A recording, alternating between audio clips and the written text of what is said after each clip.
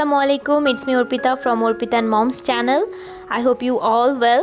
তো আজকে আমি আপনাদের সাথে একটা নতুন রেসিপি শেয়ার করতে চলে আসলাম। আমার আম্মুর হাতের চুলায় শিক কাবাবের রেসিপি। এটা মোহাম্মদপুরে খুবই ফেমাস। আমি আসলে এটা এত পছন্দ করি, লাইক আমার উইকে 1 থেকে 2 বার খেতেই হবে, and it's very costly. So আজকে আমরা একটা বাসায় বানাবো, কীভাবে ঝটপট বানাতে হয় সেটাই আমি আপনাদের সাথে রেসিপিটা শেয়ার করছি। তো এটা আমরা চুলাতে বানাবো। তো এটা আমার আম্মু সকালবেলায় সুন্দর করে ম্যারিনেট করে রেখেছিল। আর এটা কী কী দিয়ে ম্যারিনেট করা হয়েছে ডেসক্রিপশন বক্সে এটা সবগুলো উপকরণ সুন্দর মতো কোয়ান্টিটি আকারে দেওয়া আছে, আপনারা চেক করে ফেলবেন। তো এই শিকগুলোতে সুন্দর করে আমার আম্মু মাংসগুলোকে গেঁথে নিল, এরপর এগুলোকে সুন্দর করে চুলার উপরে অ্যাসেম্বল করে দিবে। অ্যান্ড এই যে এটা দেখতে পাচ্ছেন স্ট্যান্ডটা, এটা বেসিক্যালি একটা ওভেন স্ট্যান্ড। আর আপনারা যদি চান এরকম স্ট্যান্ড বাইরে অ্যাভেলেবেল কিনতে পাওয়া যায়, আপনারা চাইলেই কিনে আনতে পারেন। এটা 200-250 টাকার মধ্যে আপনারা ইজিলি পেয়ে যাবেন। তো দেখতে পাচ্ছেন কি সুন্দর একটা স্মোকি ভাব আসছে।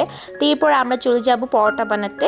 আমি এরপরে কিছু সালাদ কেটে নিলাম, আর এখানে অলরেডি মামা, পাপা অ্যান্ড ওয়াশফিয়া বসে গিয়েছে খেতে। আমার আম্মু সবসময় কমপ্লেন থাকে যে আমি নাকি বাসার কোনো কাজ করি না, তবে আজকে কিন্তু আমি একটা কাজ করেছি। আমি সুন্দর করে শসাগুলোকে কেটে এটা মেয়োনিজ দিয়ে একটা সুন্দর সালাদ বানিয়েছি। আর আপনারা যদি এই সালাদের রেসিপিটা চান অবশ্যই বলবেন। তো এই প্লেটটা ভালো করে সাজিয়ে এখন আমি মামাকে দিয়ে দিয়েছি, আর এখন মামা এটা টেস্ট করে বলবে কেমন হয়েছে। আসলে এটা ছিল টপ নচ একটা রেসিপি। আমার আম্মুর সব থেকে বেস্ট রেসিপির মধ্যে একটা হচ্ছে কাবাব। উনি অনেক মজার কাবাব বানায়, তো আসলে মানে একদম জিভে জল চলে আসার মতো। তা আমি তো আসলে ক্যামেরা রেখে কখন খেতে বসবো এটাই আসলে বুঝতে পারছিলাম না।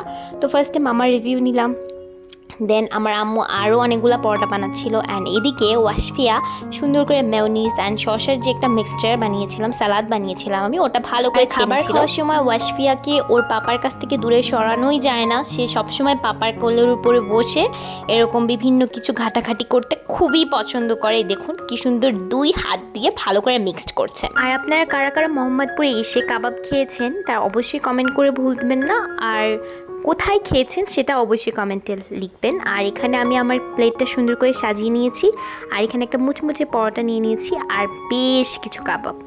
তো এই কাবাবগুলো আসলে একটু ভেঙে গিয়েছে, আমি আর কি ছাড়িয়ে নিয়েছি। আর পাশে আমি সালাদও নিয়েছি। এখন আমি এই পরোটা ছিঁড়ে ভালো করে মাংস নিয়ে এবার সালাদটা দিয়ে মুখে নিয়ে নিব।